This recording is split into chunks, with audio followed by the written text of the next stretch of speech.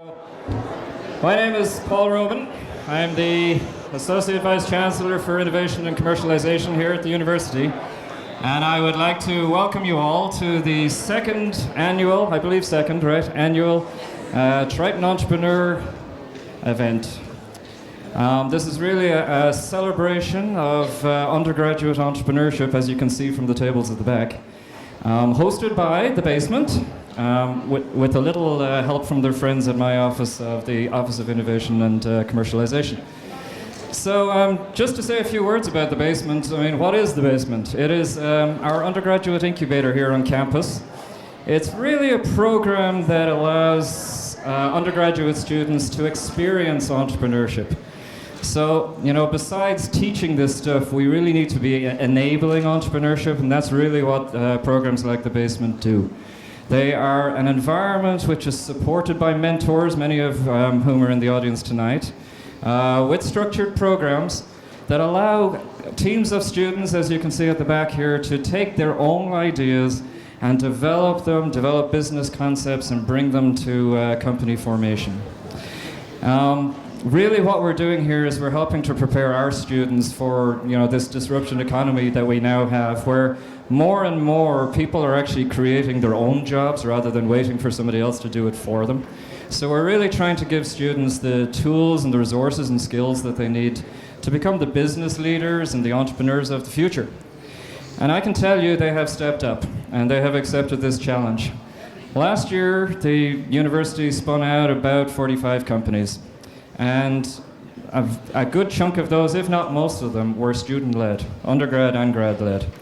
And a lot of these companies, these are going to be successful companies. I mean, you can see these guys back here. A lot of them are going to be successful. And, you know, you're going to see pitches from companies that went through the Basement program in this past year, and also a couple of companies that won the Proof of Concept competition. This is the competition that my office runs in conjunction with the Basement. You also have had and will have, I think, the chance to vote for your favorite team over here. So we have the Audience Choice Award. Please do vote. As far as I'm concerned, though, all of these teams are winners. Simply by the fact that they stepped up and they engaged with this process, they are all winners in my mind. And I really want to wish each and every one of you guys back there success with this and every future company that you want to set up. So can we give them all a round of applause to start with?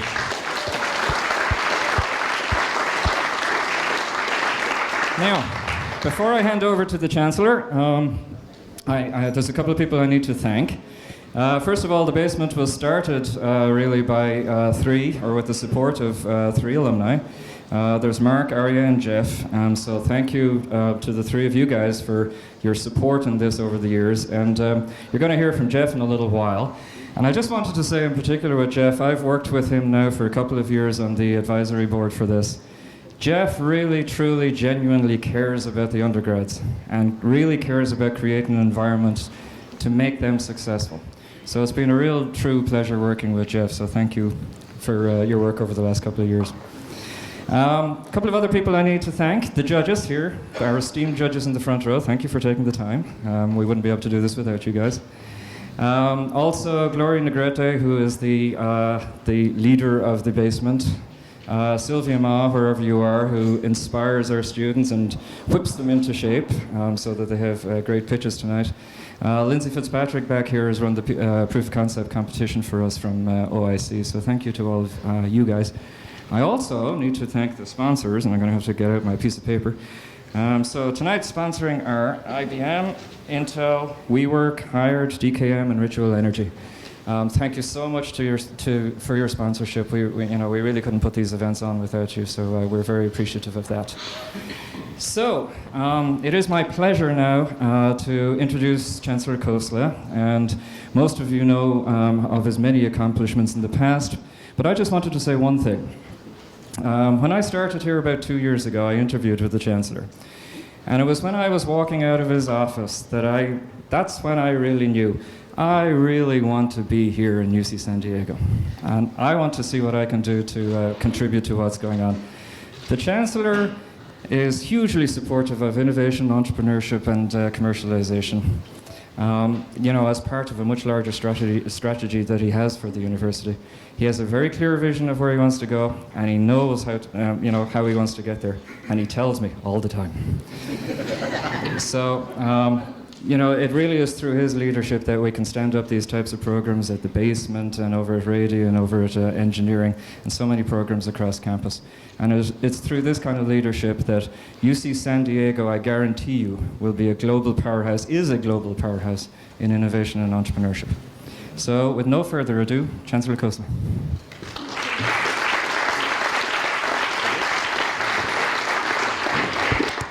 Thank you, Paul, and welcome everybody. I not only tell him where I want him to go, but every morning I ask him, are we there yet? He has a small kid, he'll figure that out. As soon as he starts driving with his little kid in the car, he will know. And I think it's important that we not only know where we want to go, but we check if we are there yet. So let me just then take you back to a long time ago and tell you that entrepreneurship is not a newfound religion for us. It was a religion that we were created from. It was in our DNA from start. So when we were created in 1960, thereabouts, it was an experimental campus. And this experimental campus had two goals, as in the creation of the campus itself was an experiment, number one, and for the system. And number two, the experimental campus was supposed to run experiments on pedagogy and on a whole range of other issues tied to education, so that we would never be a stale campus. We would never look like what we looked like 15, 20 years ago. And I think we have lived up to both of those promises.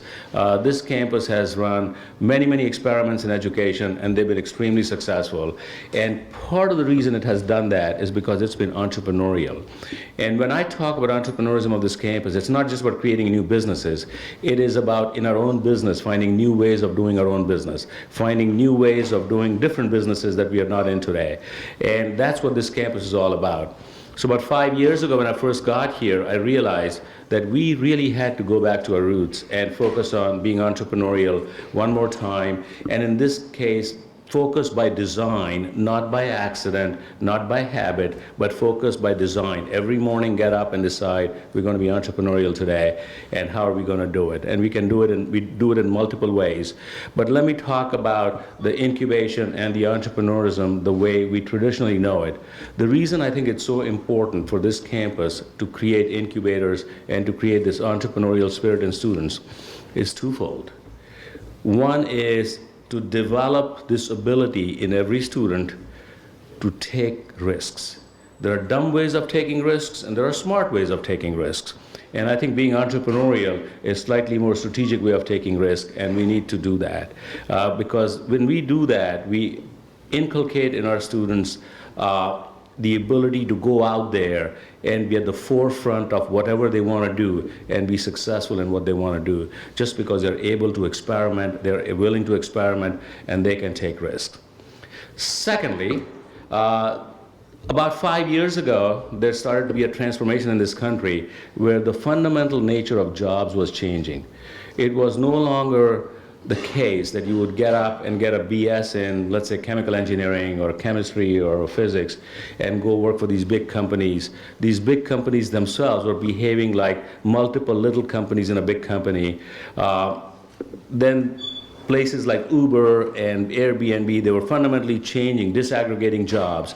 And it was not necessary, nor was it important, nor was it going to be a requirement that everybody would have a traditional job that would last for 5, 10, 15, 20 years.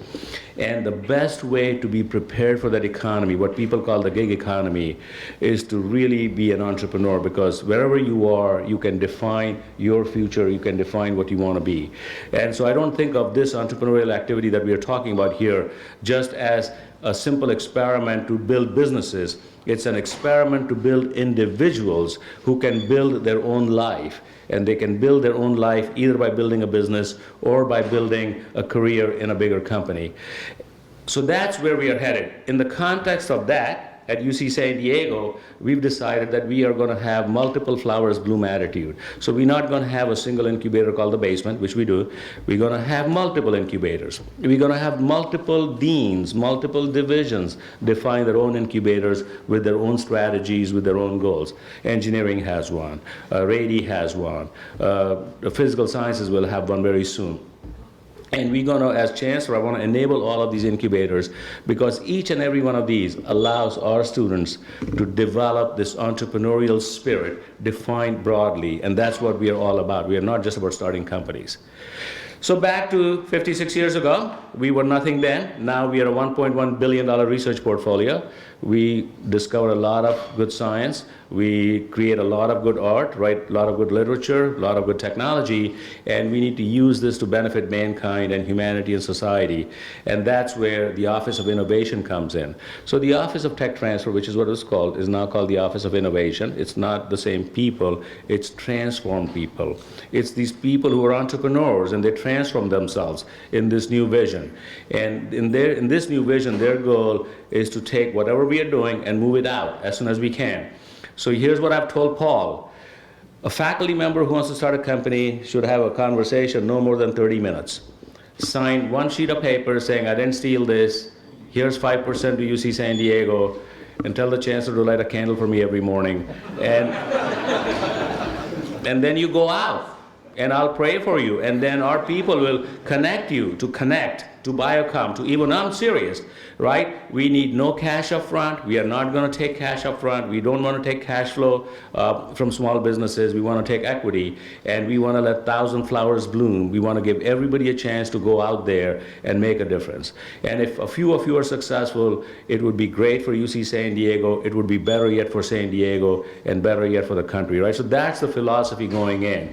So if you don't see our offices behaving the way I just told you, feel free to send me an email and I'll make sure, because I can imagine that every so often we forget to be an entrepreneur and we kind of are going back into our old ways of doing business.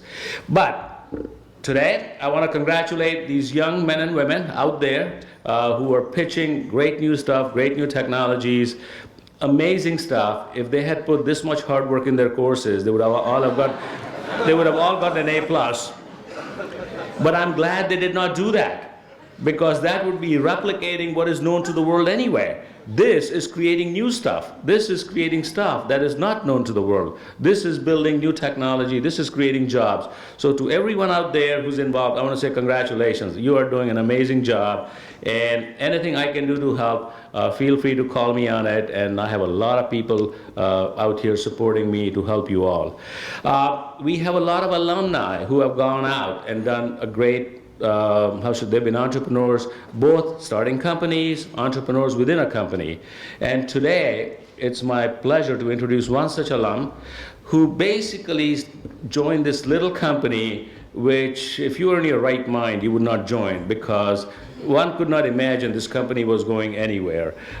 In fact, I'm amazed that he even joined them, thought they could pay him, but nonetheless, he took a chance. He was being an entrepreneur. He looked at the risk, he evaluated the risk, and he had a passion, and he put the two together and said, you know what, this little company called Facebook, I'm going to take a chance. I'm going to be their first employee, even if they cannot pay me. And lo and behold, many years later, he is one of us. He's come back home, and he teaches again in our computer science department. And again, he's an entrepreneur because he teaches what is not taught by traditional computer science faculty.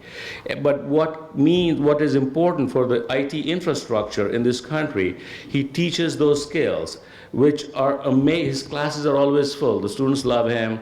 And he holds his classes at Round Table Pizza. And every so often I go there for a free slice of pizza.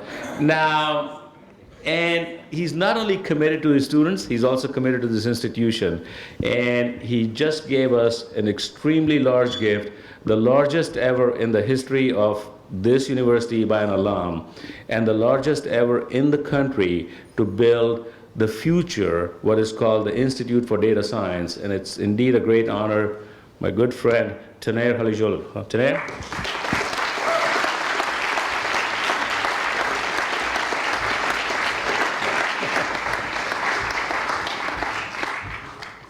Thank you, Pradeep. So yes, I'm Taner Halajolu, graduated in '96 from here. I've been a great champion for, hopefully, I feel like I've been a great champion for a lot of the industries here and the school in general. I've worked at a lot of startups, a couple of them you probably never heard of, but I worked at LoudCloud, which was Mark Andreessen and Ben Horowitz's thing. I worked at eBay after it was a startup, but still it was pretty early on. And of course, Facebook. And then I was at a non-startup, Blizzard, which is a game company, but it actually was very startup-like, because as you create a new game, you're kind of a startup within that company, and it's got kind of the same kind of feeling. But I decided to come back down to San Diego and teach, because I kept thinking about the stuff I had learned, and I felt that there's got to be a way to help support the next generation of students, and a way to kind of give back, and quite frankly to pay it forward, would be to come down here and teach and get involved with a lot of the stuff going on here at the campus.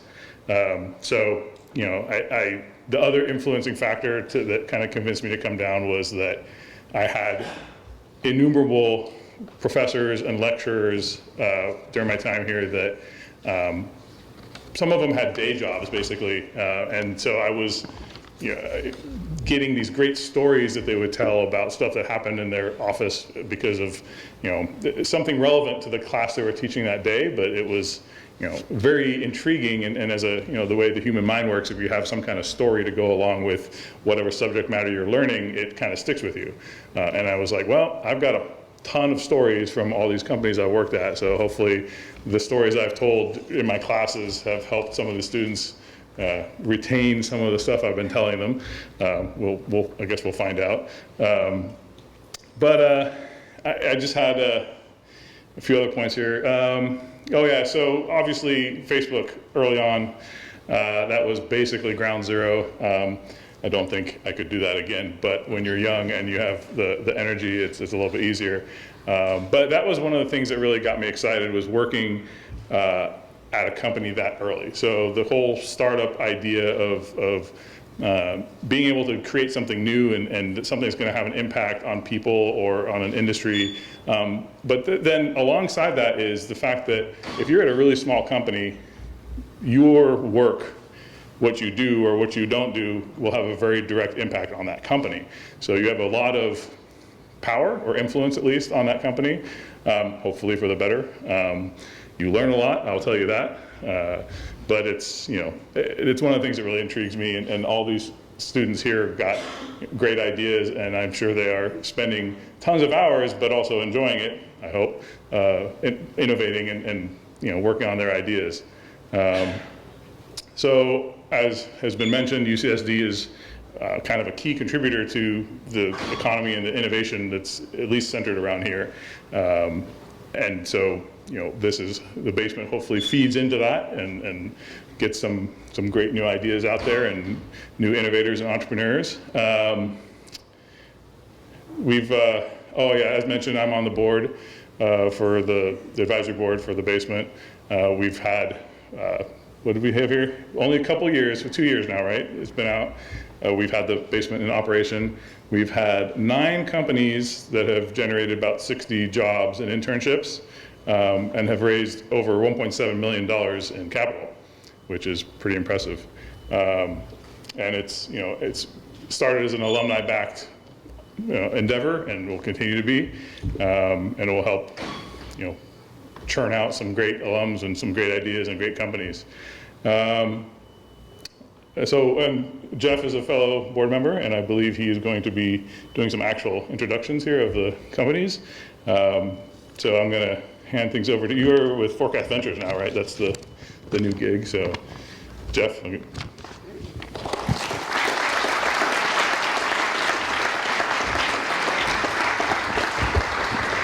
Thanks, Nair. It's great to be here. It's great to have an event about the basement teams that can't even fit in the basement anymore and standing room only. Although for folks standing, there are actually seats.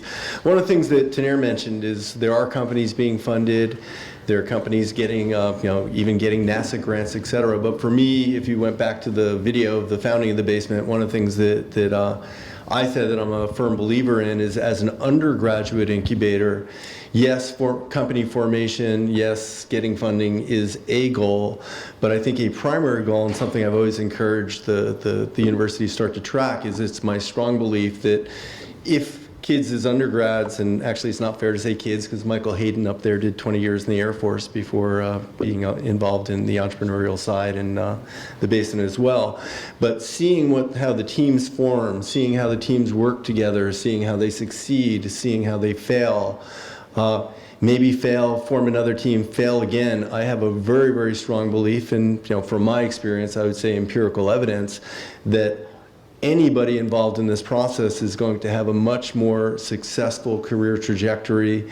They're going to end up in positions that with more responsibility earlier. I think we'll track that there'll be people who end up hiring more people and end up being more managerial. I think that there's really no downside to this process. The crazy thing for me is just seeing the teams in the basement. I graduated UCSD in 1983. Pradeep didn't believe that before, but 34 years ago, how'd that happen? But anyway, when I graduated, pre-tech growth, I think there's one kid in our whole 30-something room dorm that actually had an Apple II. I didn't make it in CE because they put the first lab in and it still used, it had just transitioned from 8-inch floppy disk to 5.25-inch floppy disk. So things have moved on from there. But technology and entrepreneurism for my generation, I was thinking about it, really centered around beer acquisition technology, beer consumption technology. So when I look at the basement teams and they're doing medical sensors like the team over here, medical devices, multiple teams doing satellites and 3D printing rockets, multiple teams doing really advanced virtual reality work. In fact, I guess I was told one team is part of the team is actually up in the valley right now pitching VCs, and then other folks with new applications and addressing new markets. It's really, really exciting and thrilling to see. And thanks to Gloria and everybody else involved, in the formation and driving the basement. And thanks to our judges tonight. So really quickly to get into the program, this is going to be quick. The process is a 3-minute pitch that I guess these guys have well practiced. And I have been told there is a 3D printed rocket underneath that at 3 minutes and 5 seconds, we have a button, they're getting jettisoned and they're going right through the roof. So 3-minute pitch, followed by 2-minute Q&A by the judges. Then we're going to move on to the next one. And then we're going to come back and we'll down select and do the audience participation as well. So the first team, and then at the end we're going to have two of last year's team to provide an update on what's gone on since last year. So first up, we have Sin Fronteras Tax. So come on up.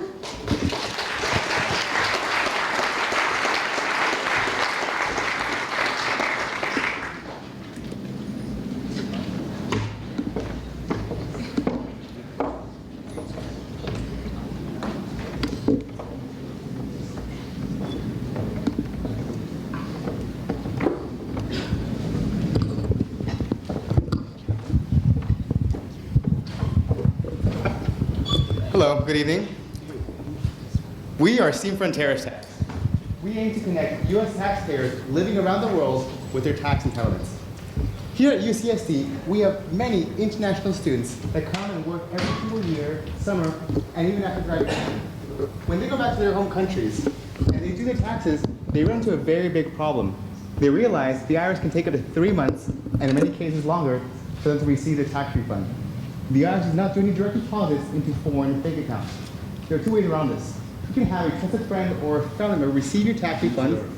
Put the mic closer to your mouth. You can have a friend or family member receive your stutter. Is it on? Should I speak a little louder? Is that okay? Yeah. All right, there we go. I like it. So you have a trusted friend or family member. Trusted friend or family member receive your tax refund, and they receive. It's not working. I'll just speak loud. It's okay. I think I can. Okay. I'm sorry. So the way around is to have a trusted friend or family member receive your tax refund and they wire it to you on your behalf. The other way around that is to hire an international tax lawyer. You pay them $2,500 or more, and they handle your taxes for you. This results in a very large number of unclaimed billions in unclaimed taxes and unprocessed taxes every single year. Not so long ago, I had a friend of mine who I used to work with, moved back to Mexico, gave me a call. Hey, Hashim, can you do my taxes for me? I don't do taxes, you TurboTax, I'm not a tax company. He went, and he's like, no, I did it. Just take my taxes, send them in, and when you get my tax refund, send it to me. I did my part, and he was happy. This is where the idea for Sin Fronteras Tax was born. Here is our app overview. Let's go step by step. Step 1, sign up. Step 2, create an account. Enter your information and your foreign bank information. Step 3, input our bank information onto your 1040. Step 4, upload your 1040 onto our app. And finally, that's it. You're done. You can now track your money, and it should be with you in about 5 days. It's that simple. Now, it's no secret. It's no secret that America is a melting pot of immigrants. We have 11.3 million immigrants in the country, making it a very large and stable population for sustaining Sin Fronteras Tax. Some potential markets that we would like to enter include Mexico, China, and India.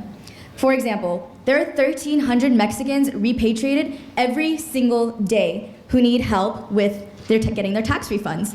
And so we would like to help facilitate that process.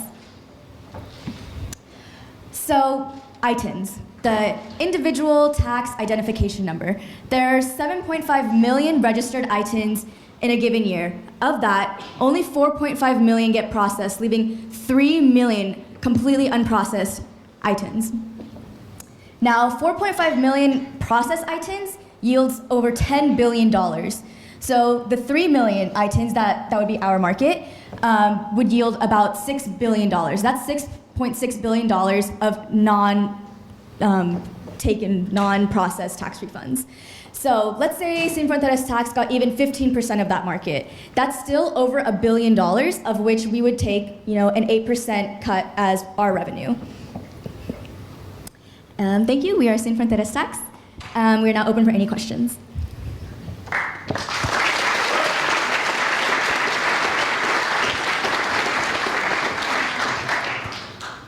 How do you make money? We have an 8 to 10% processing fee. The client, they hire us, we verify them, they authorize us to process their fees, and from that, we take 8 or 10%. How do you build a level of trust between you and your consumer? That is a great question. Our market actually doesn't have access to their own money. They have nothing to lose. So when they use us, that's the best part.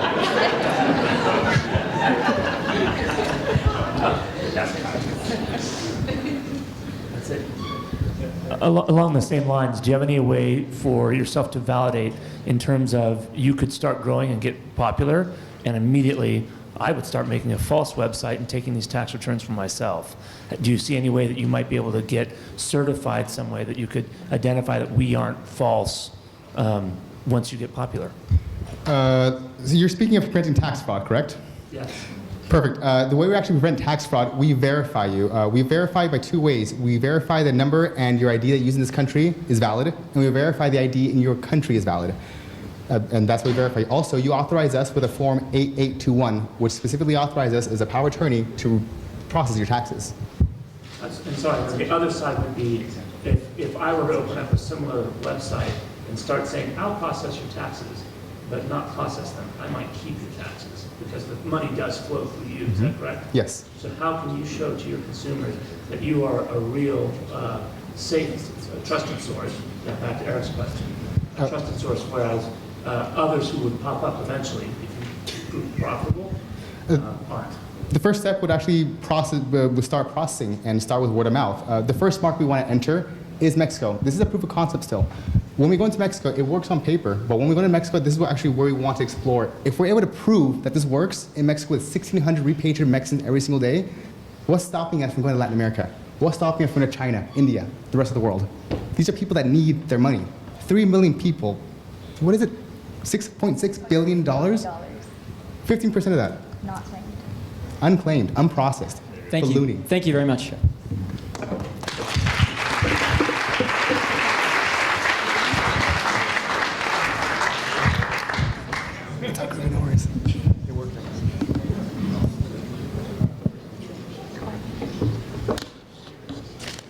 Our next team is EGGE. I don't want to butcher the name. How's it pronounced?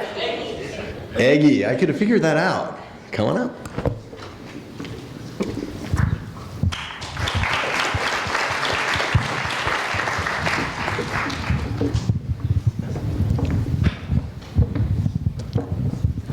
All right. Hi everyone, we're Eggy. When was the last time you wanted to get a cup of coffee with a couple of friends, see what everybody was up to, and think about all of the different messages that you sent out, the different apps you used, and all the time it took for people to get back to you while you were waiting to do something. The problem that we've identified is with spontaneity. Facebook and Messenger and all these other apps are not enough to help you find something to do when you're most bored. So our solution is Eggy. With Eggy, you can create events here and now in less than 10 seconds and invite your friends or make it public. You can make it for events such as going to the movies, working out, or even finding new restaurants in your area. You can find us on Google Play, the App Store, and on our website, and we currently have over 300 users. So how do we plan on making money?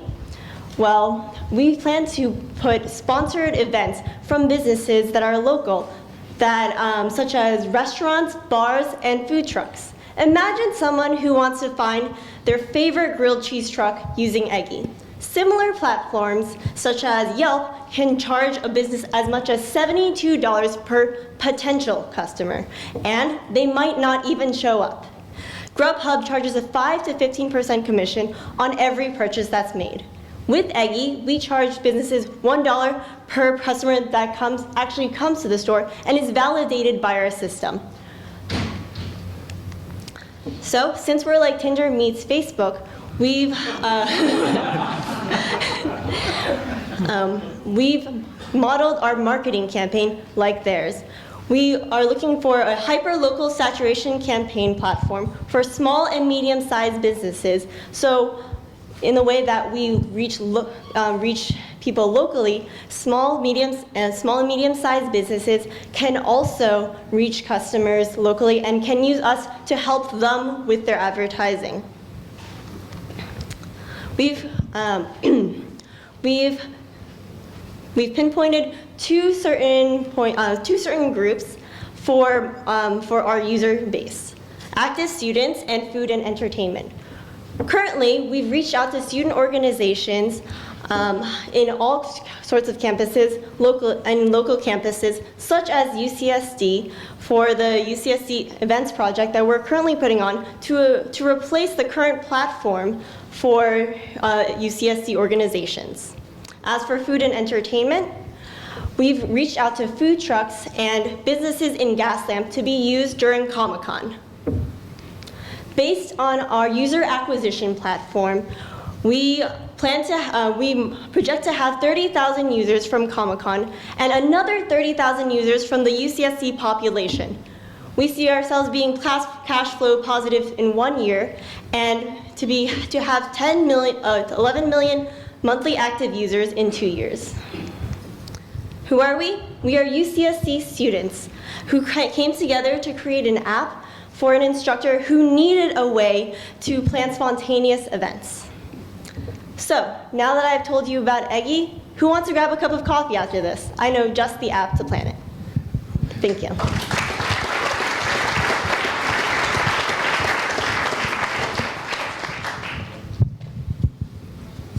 Okay, we'll ask you the same question we asked last fall. How do you make money? What is your way to make revenue?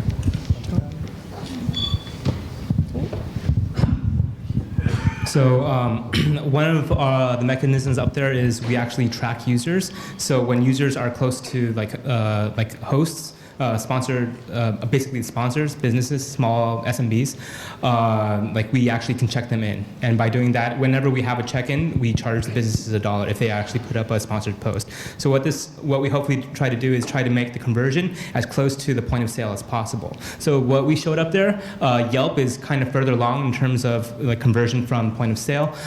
With Grubhub, they actually charge at point of sale. We're trying to get as close to the point of sale as possible, and that's where we provide that's where we have the value added.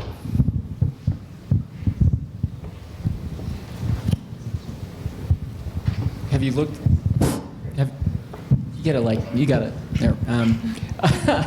You've got okay. So help me understand the lifetime value of a customer and your cost of acquisition.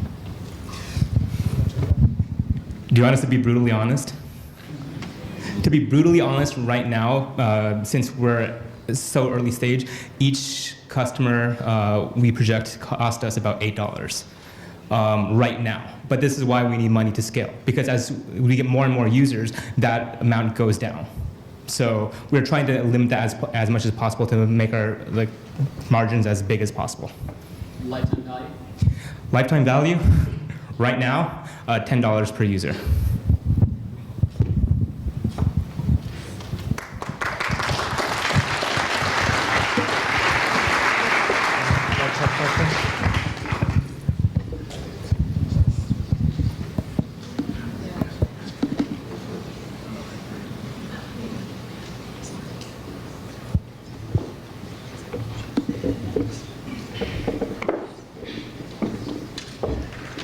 So next company up, Embrace Technology, I found very interesting is I have an 85-year-old mom living alone who wants to be as independent as long as possible, and technologies like this might be able to help. So Embrace Technologies.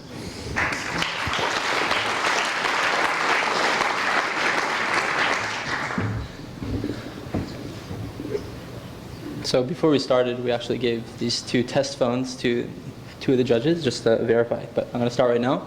Our company is Embrace, and our mission is to prevent falling injuries in older adults.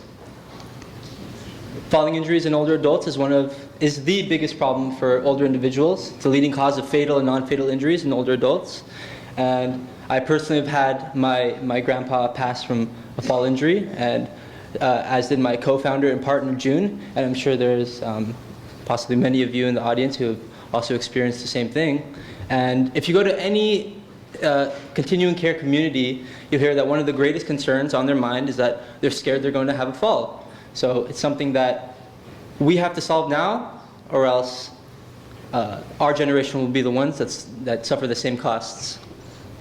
So you can imagine that there's been people trying to solve this problem, and there's sort of 3 main categories. So we're just going to show you 2 for now. And one is the medical alert devices, such as this. And the problem with this is that it's simply a button that you press, and it offers no protection for the physical fall. In addition, they're charging $40 a month for simply an emergency button. This is an active fall protection device. It's it detects the fall, and then it deploys an inflatable airbag. But the thing is, nobody wears that. No older adult will wear an explosive device. So we stepped it up. We created a design that's a lot simpler. It's kind of reluctant to show you because we had a lot of user testing on this, but it's simply pants with impact material embedded into the hip area, which is the most important area to protect for a senior. So in the case that they do fall,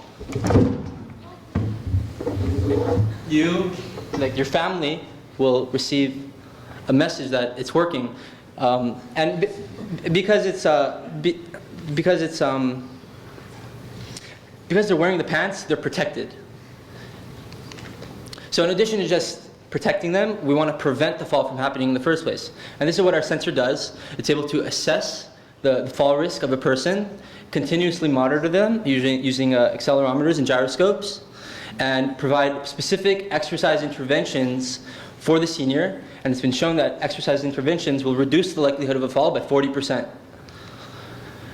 This is how it works. You put it on, it measures your physical activity longitudinally, and when it detects any fall precursors or anything that will act as a detriment to the senior, it'll send them a message directly. And to you, our market is the senior themselves, in addition to their family, which is a very strong decision-making unit that we found.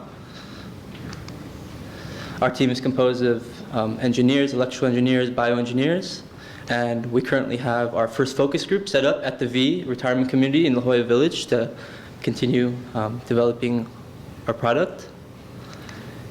We're Embrace Tech, and we're here to save lives.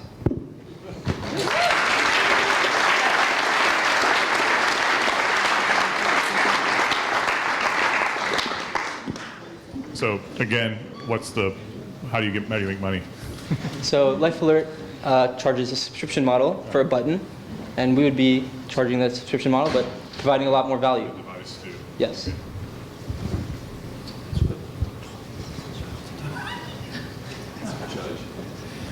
Can you, how big is the market? How many people actually fall every year where this would be useful? You have every 11 seconds a senior being admitted to the ER for a fall injury in the US. You have 2.8 million deaths every year. You have more than $30 billion in avoidable medical losses from fall injuries.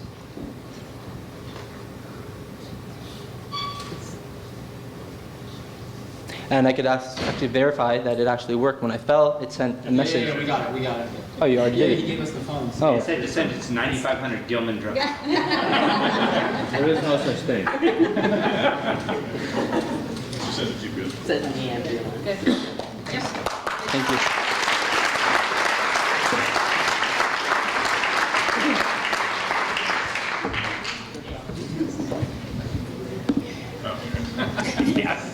There's your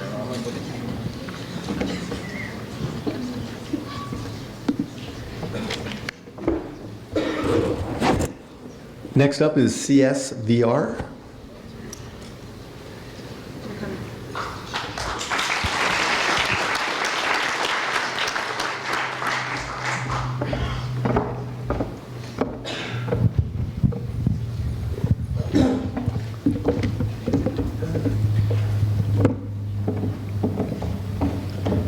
Hi, we're CSVR, Computer Science and Virtual Reality.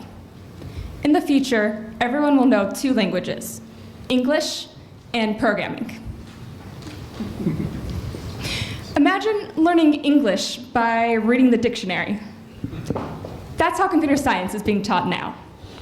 Even here at UCSD, a fantastic school for computer science, we're often lectured by professors and then told to go off and implement these really advanced esoteric data structures without knowing what we're doing. How can you write the next great American novel if you've only read the dictionary? We want to teach people to write the next great American novel by writing essays, and that's where we come in.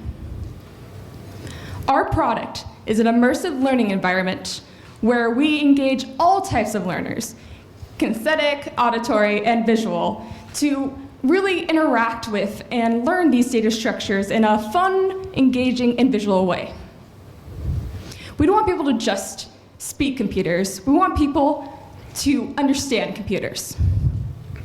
Okay, so our target market currently is mainly high school and college students. So for the high school students, we want to target those who are currently taking the AP Computer Science exam.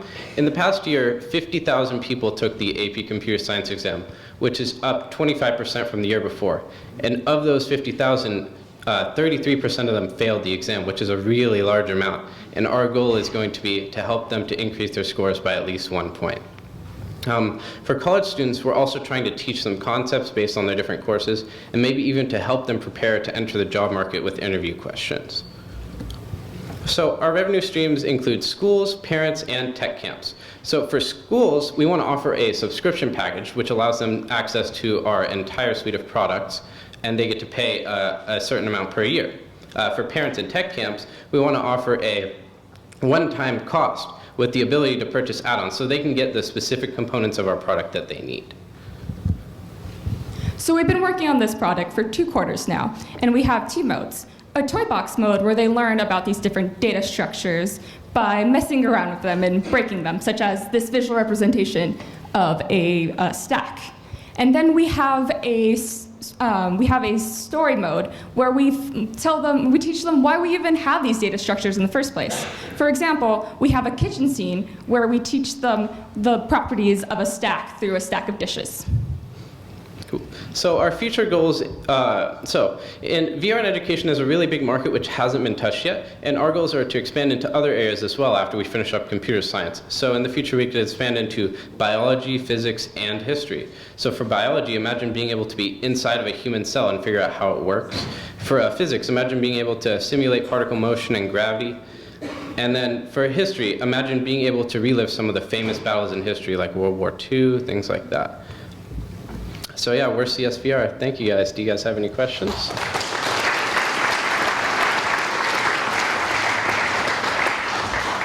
How is this any different than other solutions on the market, and what does the competitive landscape look like? That's true. Yeah, so there aren't, so in the market currently, there are no real solutions that use virtual reality. Virtual reality is a really immersive medium, and currently, here, if I go back a couple slides. You see this average retention rates, right? So currently in lecture, people retain 5% of the knowledge that they see, right? But in our simulation, basically, we're targeting audio, visual, demonstration, and practice, which makes up a huge percent of the average retention rates. So our goal is to basically help them retain this knowledge. One of the biggest challenges with kind of technology like this is building out the library of content. And how do you plan to do that? So what do you mean, like when you build out the courses, usually those are what drive the customer to come back for more because they're engaging and useful and you actually learn something. So where are you going to get that content from? Sure. So a lot of the content is available at UCSD, so we're going to partner with other professors, but we do want to target currently high schools, so we're focusing on the AP Computer Science exam, which has a very specific curriculum currently, right? And we're able to target exactly what the students need to learn. You want me to ask again? I wasn't referring to that content. How do you actually make the virtual reality content? So the publisher of the content, does that make sense? Like the actual production of the content. So like how do we build it? Yeah, who's going to build it? Because when you only have 5 things to do and someone buys all 5 and then they're done, what keeps them coming back for more content? Yeah, definitely. So I guess what keeps them coming back for more content is we're going to expand to all the other different subjects as well, as many as we can. And our plan is to basically just keep adding new features, different ways of representing these data structures, things like that. Helping them to learn this content in a new way to solidify it, basically. Multiple different ways of learning the content will allow them to retain it better, basically.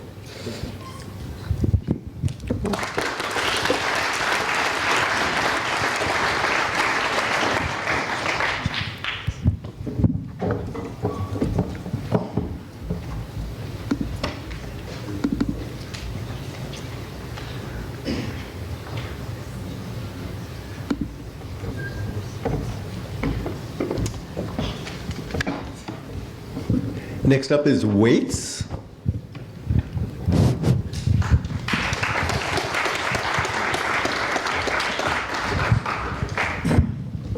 Can we get another one?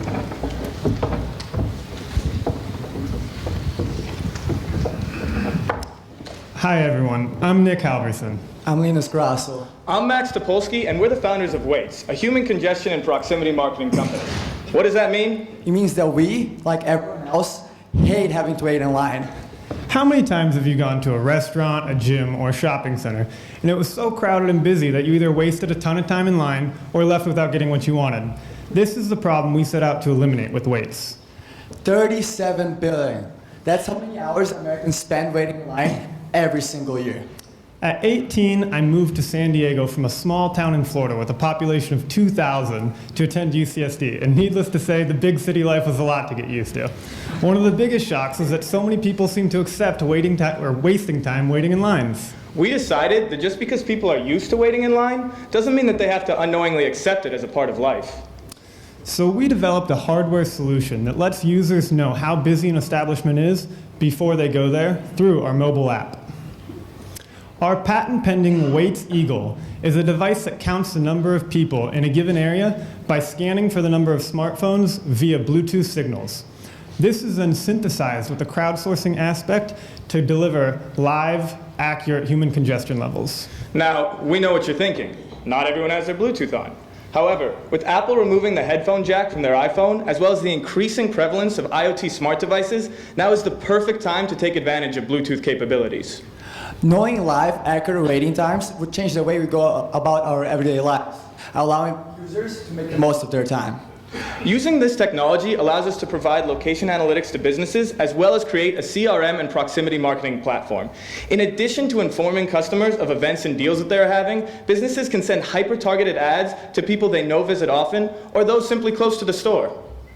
Our revenue will come from subscriptions and proximity marketing. Our free model would include a profile on the Waits app and business analytics, while our paid model would offer greater visibility. Proximity marketing ads are competitively priced and to return high consumer engagement. Our initial rollout plan is to fine-tune the Waits app within UCSD establishments, then expand to the greater San Diego area, targeting 18 to 34-year-olds in popular locations. Our priority is to install the Waits Eagle in fast casual restaurants, which is the fastest growing segment of the restaurant industry. I'm extremely confident that the 3 dedicated co-founders up here today are uniquely suited with the knowledge and skills to design, build, market, and sell our solution to both businesses and consumers. We currently have a working hardware prototype, and we're developing a new model to help cut the cost. Our software is expected to be done this summer, and any additional funding would be used for hardware manufacturing and software development. So, what are you waiting for?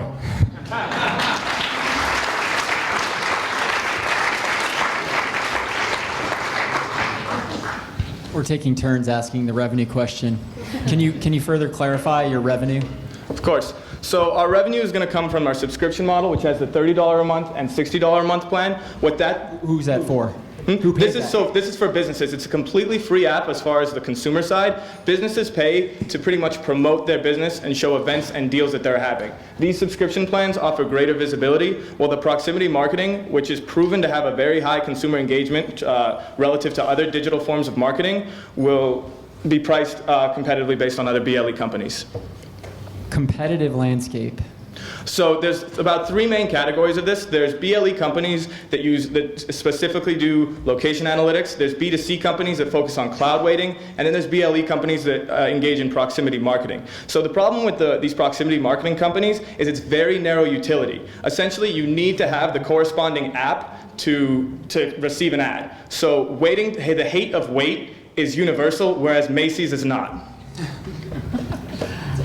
How do you answer the question of really who your customer is with regards to the waiting time for you? I understand that the problem is waiting time for consumers and marketing for businesses, right? Have you thought about the fact that businesses don't want consumers to know that they're full because then they won't show up? Yes, we definitely have. That's one of the questions we get most often. So there's a lot that goes into the psychology of waiting. There's a lot of studies that happen. And one of the biggest things is that perceived waiting time is actually more impactful than actual waiting time. And one of the tenets of perceived waiting time is that an unexpected wait seems longer than an expected wait. So in a market like the fast casual restaurant, which is intimately tied to waiting, their offering is speed, is wait times. It can ruin your experience if you go and it's always crowded. Also, this idea that a business's offerings drives a consumer's expectations is completely backwards. A consumer's expectation should be driving the business's offerings, and if people want wait times, businesses will give them wait times.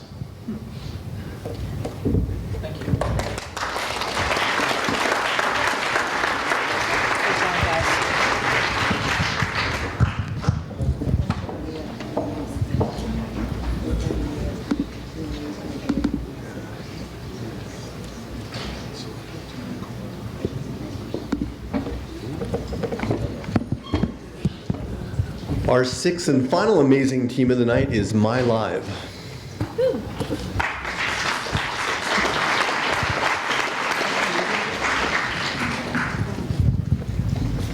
Oh, it's okay.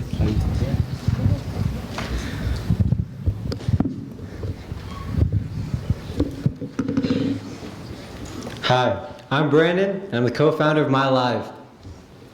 It is so hard to figure out who's free and what you can do with those friends.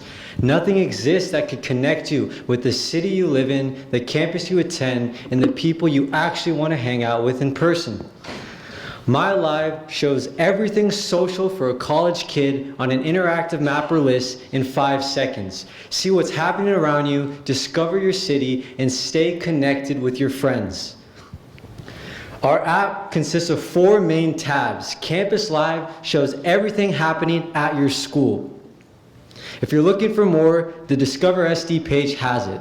Live and trending events, experiences, deals, grub, nightlife, sites, 21+, anything that could possibly interest a college student in San Diego in real time. City Live is the same as Campus Live, but your city. You can follow the House of Blues music venue and be notified of their next big concert. Then buy a ticket and invite your friends to that concert straight from the app. The fourth and most important, the home page of our app is your MyLive personal map.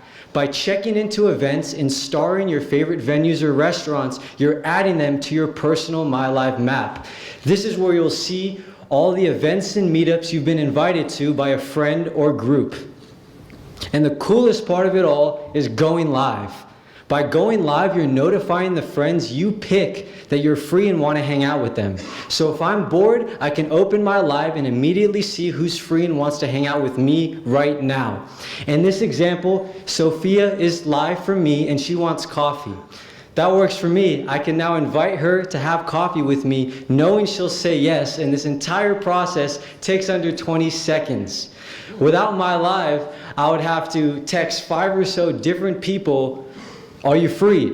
and hope that someone is free and will respond quickly. Then I'll ask, "Do you want to have coffee with me?" and give them the details. And they'll ask questions like, "Who's going?" or "What's the address?" Forget all that. Let's make hanging out simple. Open an app, see who's free, see what they want to do, and see every possible thing in San Diego you can do with those friends. The bulk of our revenue will come from advertisement through lead generation. By understanding your interests, we can pair you with local businesses that cater to those interests, even offering deals and suggestions based off your history. We are the first to market with an all-in-one platform centered around this innovative new concept of a social map, and the business incentive is huge for anyone targeting the college market. We are redefining the idea of a social network, letting you see who's hanging out with who and where. Find out what to do and who to do it with. Whether you want to go surfing, go to the gym, or grab a bite to eat, someone wants to do it with you. Find that person and hang out with them. Once again, my name is Brandon. I'm Raghav. And together, we have a vision of innovating college life around the world, starting right here in UC San Diego. This will be out at UCSD, SDSU, and USD, and available for anyone who wants it in San Diego on May 19th. Thank you.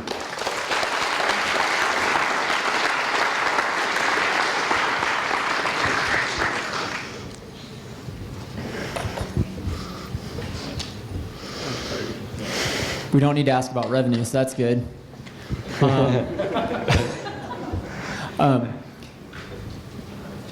Help me understand the competitive landscape, because getting on the phone is really difficult, and with there being so many competitive apps to kind of bring me into this social element, how do you stand out from all of that? Yeah, so what makes this unique is not only are we showing you who's free and wants to hang out with you personally, but we're showing you every possible thing you can do with them, and we're combining that centered around this new idea of a social map. How are you going to pull in all the content? And who will be responsible for it? So for San Diego, we wanted to get the ball rolling so we could launch on time, and it took us 3 weeks to gather all the research. All of this is public online. And as we grow our user base and scale, businesses and organizations are able to sign up through our admin website and then create their venue page and add events. Thank you.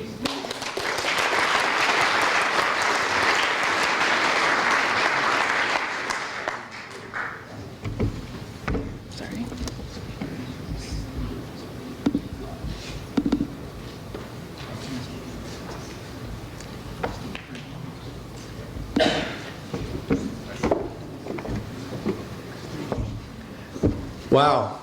So as I said, kind of a unique spread of technologies there. We had an international tax software company, 2 social media, new innovative social platforms, a unique sensor for helping people age in place, a virtual reality company, and a proximity marketing company. So this is just a flavor of the 24+ teams in the basement and the passion and spirit that you see from all of the teams. So one more round of applause. So I guess our judges have a few minutes to deliberate here, and while they're doing that, we're going to hear from 2 of last year's companies. First is ARC, the Additive Rocket Company. So ARC?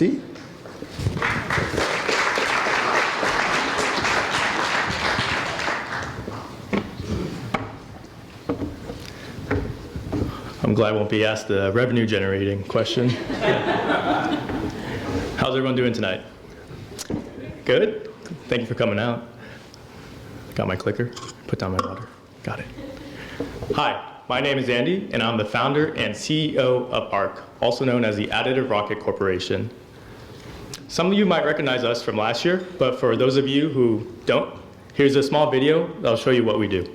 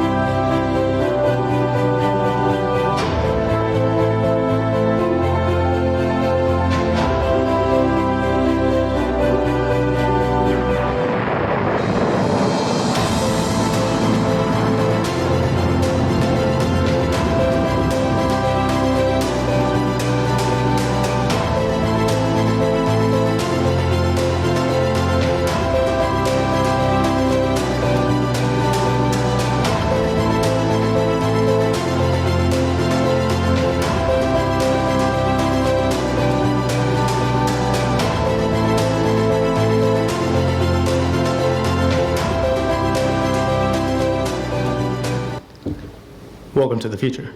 Just kidding. So ARC was founded by myself and my roommate at the end of 2014.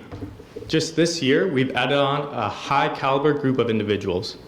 Greg Horwitz, a highly respected serial entrepreneur and investor in San Diego and around the world. Tim Pickens, the former chief propulsion engineer at Moon Express. Tim is offering ARC at-cost testing at his facility in Alabama. Joel Perez, a UCSD alumnus with over 10 years of industry experience working on the space shuttle main engines. Currently, we just made it to the final face-to-face round of Evo Nexus, Techstars, and Y Combinator. We drafted 4 additional provisional patents and are ready to file this year. And over the 2 years that we've been a company, we've built an impressive sales pipeline with over 15 customers. Fully realized, those customers would bring in $3 million in contracts. You'll learn more about our milestones. That video took a little long. And then that's just the tip of the iceberg. ARC is hosting 2 evening events where we'll be inviting angel and institutional investors to engage ARC and learn more about our business plan and funding goals. So if you're interested, please visit our table in the back and sign up. Once again, our mission is to democratize space by providing reliable and affordable propulsion solutions. So on behalf of the ARC team, I invite you to join us in our mission. Thank you for your time.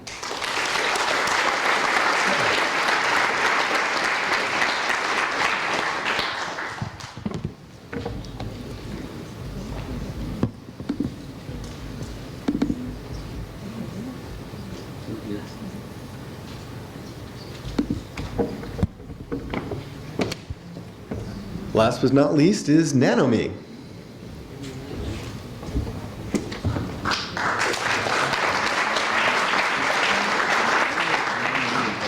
Hi, everyone. My name's Edgardo, and I'm a co-founder and chief experience officer here at Nanome. At Nanome, we believe visualization drives scientific discovery. Just like the microscope did back in the 1500s, so too will virtual reality for our generation. The problem that we're addressing is the fact that there's a lack of intuitive tools for small molecule drug designers. Unfortunately, they have to use 2D applications to try to understand 3D structures like proteins. They take screenshots of their work, put them in PowerPoint presentations, and present those through Skype. In contrast, our solution allows scientists to enter a virtual environment where they can not only visualize their three-dimensional structure, but also invite their colleagues to together collaboratively design new molecules and integrate them into proteins so that they can then visualize what the effects would be on the protein. What have we been up to in the past year? We've actually been able to release 2 virtual reality applications that have been generating revenue for us on a consistent basis. These help inform the user experience for our enterprise customers, who then help us make a better, more professional tools for our consumers. We've secured one of the top pharmaceutical companies as a paid customer. This is a huge milestone. Why? Because they find value in our beta product today and are willing to help us reach our goal of developing a fully scalable enterprise solution by the end of this year. They were so excited about our software that they not only wanted to install it here in San Diego, but also in their Boston location. We're creating the engineering tool of the future.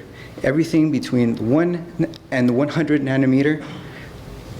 Life science is just the beginning. We have an open seed round where we have a couple of angel investors already committed funding. If you're interested in learning more, please reach out to me at the demo station in the back. In the meantime, here's a demo video of our enterprise and consumer products.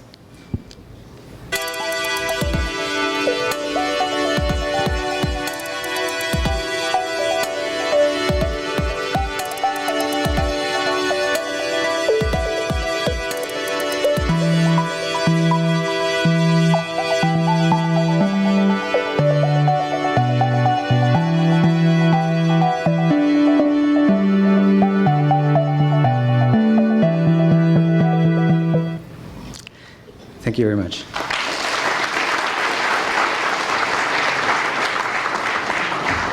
Okay, if you haven't voted, if you open the brochure, again, last chance for everyone to vote. Also would like to thank all of our sponsors, and for the Nanome guys, that was their demo, but if you have not put on the headset and actually taken a walk around an HIV virus, it's a lot different than looking at it on the screen. So, are judges back yet, or there's, okay. We have one more announcement. We have a quick announcement. Oh. Alex? Hi, everyone. It feels like yesterday I was just on this stage presenting in the basement. I was one of the inaugural teams in the basement. For those of you that don't know me, my name is Alex Boone. I was an undergrad in bioengineering, and now I'm in the MBA program. So I'm currently the CEO for the Entrepreneur Challenge, and we're a 10-year organization that supports all the entrepreneurs here on campus. So we actually have an event coming up, which is our flagship event. It's the annual Business Plan Challenge. This year, we're doing $300,000 for 3 tracks in high tech, life tech, and clean tech. So I encourage you all to come out to the event. It's going to be on May 30th. We have flyers on the belly bar tables. The event is $30, but for those of you here, we have a discount code for a 100% free ticket. So I encourage you all to grab the flyers and sign up for the event. And if you want to get more involved, please come talk to me afterwards. It means a lot to the students. We're a completely student-run organization.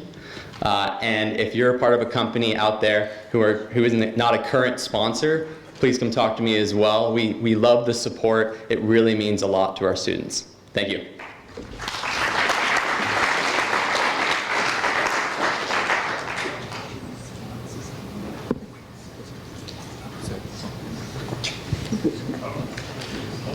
Is that right?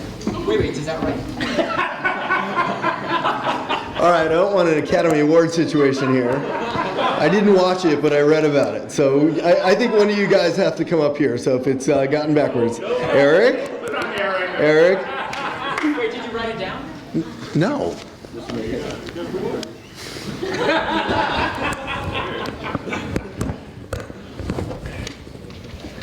Academy Award goes to I'm going to read it. La La Write it down and I'm going to read it, so we're already in trouble. Oh, the suspense. They're the equivalent of Price Waterhouse. Oh, yeah. You're going to make me say a name that I don't know how to say, so... Seaman Terrace? Seaman Terrace? The tax guys. Where's the tax guys at? Come on, get up here, guys. Oh, I'm sorry. Did I do the winners first? Okay, boom. Come on, get up here. That's fine. We'll get it done. And weights. And weights. How about weights? Weights is number 2. How about that? Yeah. See, there you go. Come on.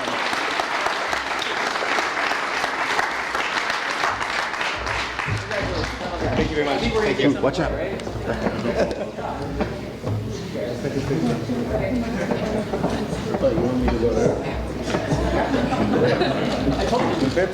Pretty. All right. I need to do that.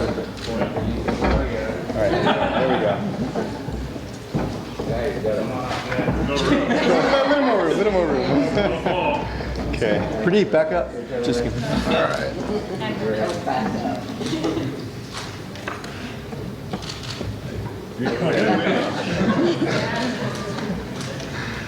Thank you.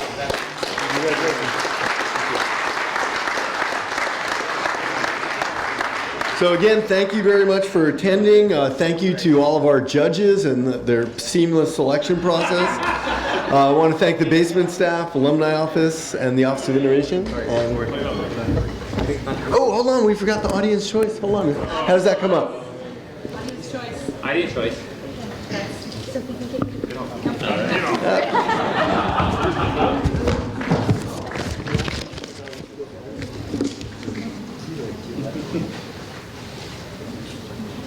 What's up?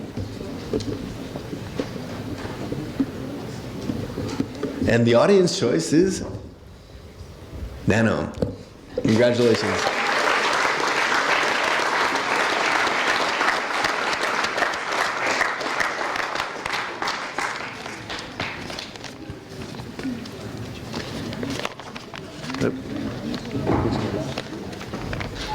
Pradeep? Do I need to take that?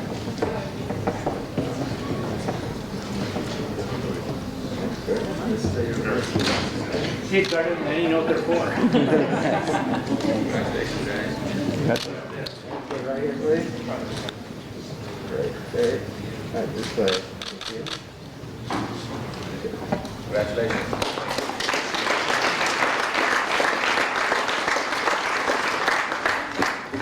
Thank you very much for attending, and we look forward to seeing you next year at next year's Triton Entrepreneur Night. Thank you.